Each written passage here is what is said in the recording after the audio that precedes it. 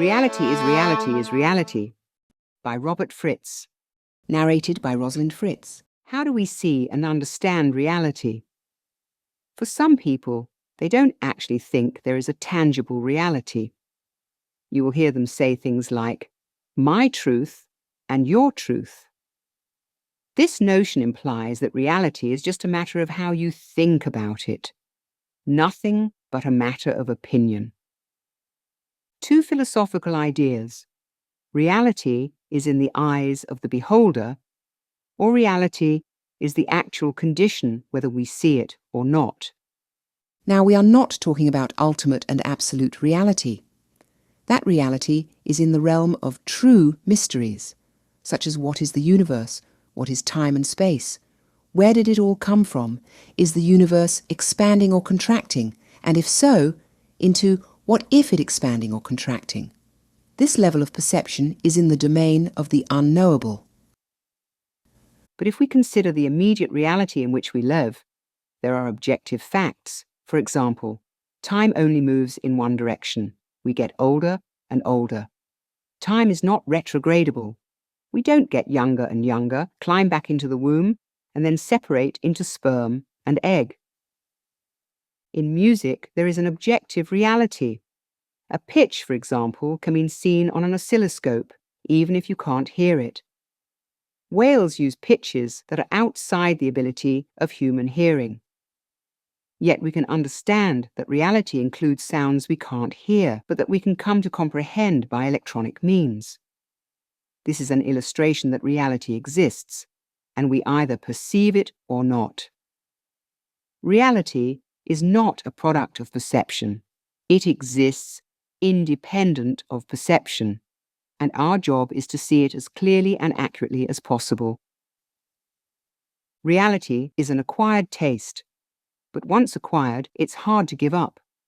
As Robert Frost said, anything more than the truth would have been too weak. In structural dynamics, we can consider the frames of reality. We use the image of how cameras frame reality. There is a close-up, a medium shot, and a long shot. The close-up, like a close-up picture, has lots of details, but it may be hard to know what we're looking at.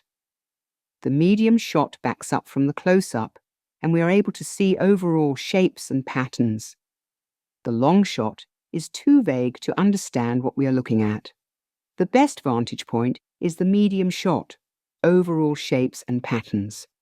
If you are in the close-up mode chronically, the world is overwhelming.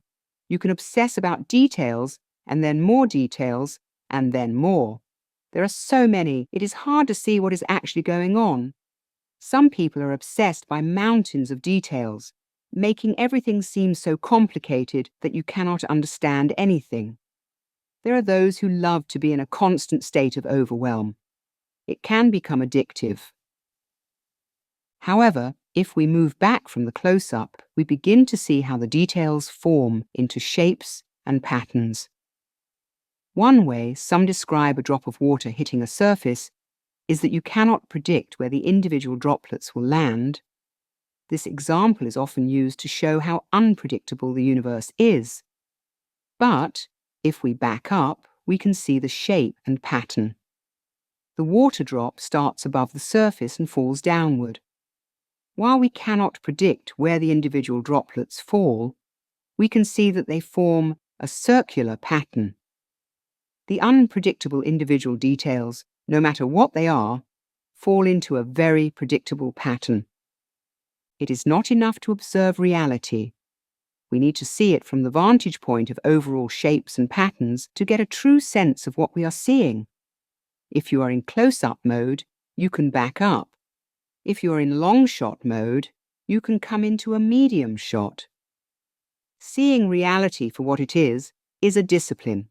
It is a developed skill, and it takes ridding ourselves, as René Descartes said, of all preconceptions.